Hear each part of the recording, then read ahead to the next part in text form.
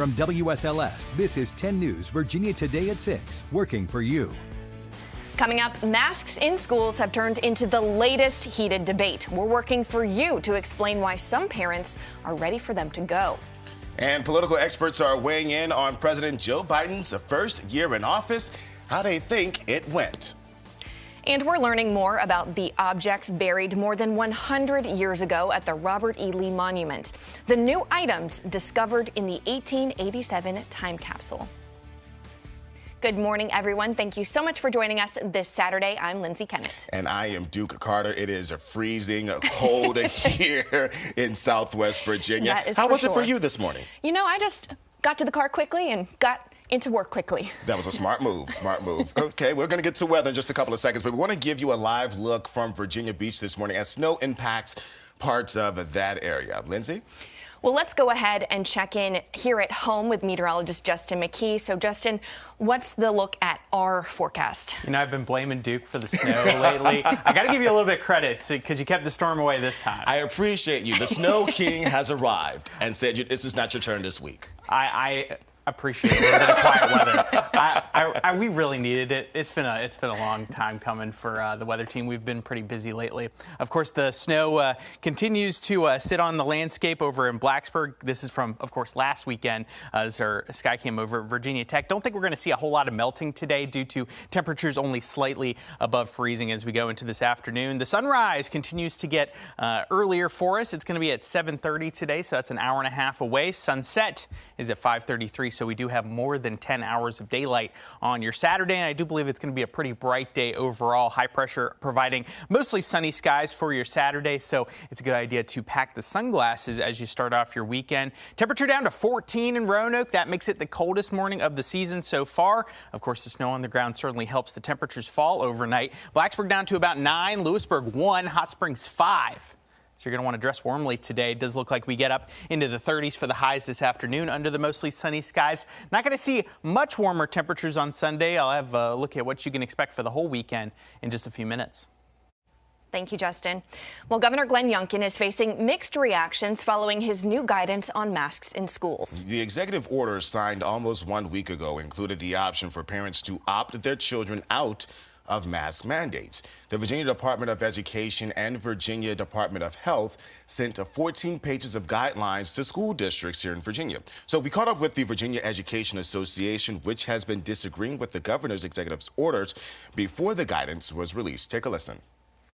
Wearing a mask is a simple fix, not saying it's an end-all be-all, but it's one mitigation strategy that has been tried and true.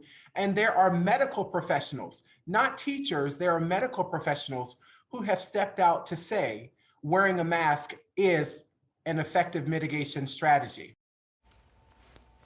At this time, it is not clear what this new guidance could mean for the lawsuit that's set to go before the Virginia Supreme Court. School boards across Virginia are scrambling over what to do with Youngkin's executive order involving masks in schools. Franklin County School Board made a motion last night to keep masking and reassess at the next meeting. This was met with a 4-4 vote, halting any changes to their current mask mandate.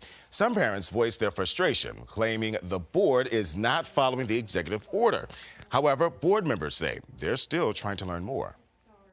We were consulting with legal before our meeting, and literally our attorney's phone was pinging minutes before we walked into the meeting, where things are changing so rapidly. The board's next scheduled meeting is February 14th. They hope to take a vote on a new motion then.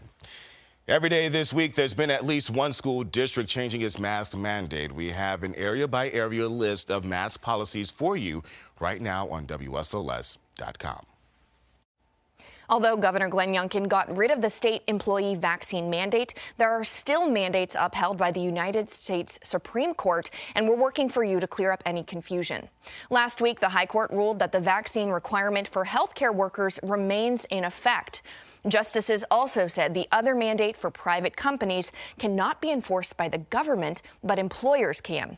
That's why a UVA law professor does not expect many lawsuits from people who received their vaccine to keep their job. Employers will continue to impose mandates because mandates work. You'd have to prove that you are actually damaged by that. In fact, you probably would have had benefits rather than damages. Moving forward, she expects more businesses will create similar vaccine requirements. COVID-19 is now taking a toll on the Allegheny County Regional Jail. We're told in-person visitation is canceled until further notice. This is due to an increase in cases among the sheriff's office staff, along with people behind bars. Political experts are weighing in on President Joe Biden's previous year in office. 10 News political analyst Dr. Ed Lynch says Biden faced several uphill battles during his first year in office. In a new poll from NBC News, 6 in 10 disapprove of Biden's handling of the economy, while more than half gave him a thumbs down on dealing with the coronavirus pandemic. President Biden has had a very, very rough first year, much of that because of decisions he's made. And his approval ratings are really, really low for this point in a presidency. Lynch says in order to bring his approval ratings back up, Biden must introduce legislation that will pass and appeal to a more moderate crowd. New this morning, one New York City police officer is dead and another critically injured after a shooting in Harlem last night. Officials say it happened while they were responding to a domestic violence call. Police say the suspect was also shot and is in the hospital with serious injuries. During a news conference, the mayor gave a call to action to end gun violence. We don't make guns here. How are we removing thousands of guns off the street and they still find their way into New York City? In the hands of people who are killers. Officials have identified the officer killed as 22-year-old Jason Rivera. Police say the weapon used in the shooting was stolen in Baltimore in 2017. This morning, actor and a former California State Governor Arnold Schwarzenegger is recovering after being involved in a crash. According to the Los Angeles Fire Department, it happened yesterday just before 4:35 p.m. Pacific time. The fire department and police could not immediately confirm Schwarzenegger's involvement in the crash. However, a representative says he was involved in that wreck you see on your screen right now. Emergency crews add a woman suffered minor injuries and was taken to the hospital. Schwarzenegger did not appear to be injured from the photos right now you see here at the scene. And the cause of the crash is still under investigation. In what's news today, Roanoke's Tastiest Week is back, especially if you're a foodie like myself. Downtown Roanoke's Restaurant Week provides a chance for the community to discover new restaurants and support local businesses. A wide variety of restaurants are participating in the week and are offering budget-friendly meals. We have a couple breakfast options, our breakfast club, Belgian waffle. We have a pulled pork sandwich on our lunch menu. The dinner menu will have a couple different items on there. We have our shrimp and grits, and then our smoked ribs, and then also our smoked brisket. There are also several gift card giveaways you can enter to win by using the hashtag Roanoke Restaurant Week on social media. And if you enjoy live music, Rosie's Gaming Emporium in Vinton is hosting Mended Fences tonight at 8 p.m.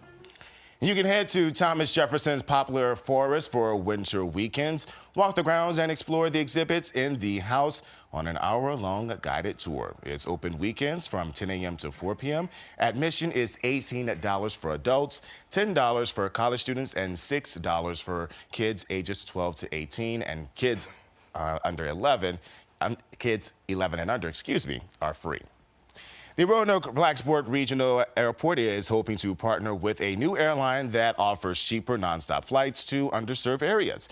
While it's still in the planning stages, a deal with Breeze Airways would make it easier to visit places like Tampa, Charleston, West Palm Beach, and the Big Easy, New Orleans, just within a couple of years. Now, this would not only save passengers money, but also boost the economy. And if companies are interested in locating here, they're going to want to have as much service as possible. So as much as we can put those building blocks in place, the better for the region. Although air traffic picked up during the holidays, capacity is still down 20%. Officials say flights like this could help the airport recover from the pandemic.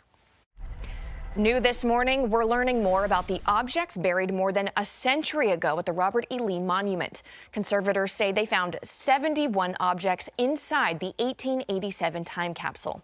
Among the items found were 19th century era bullets, silver and copper coins, and badges. There were also more books and letters in the box not mentioned in the original inventory listed in the 1887 Richmond Dispatch article. This includes a $10 Confederate note and letter detailing a contribution towards the Robert E. Lee Monument.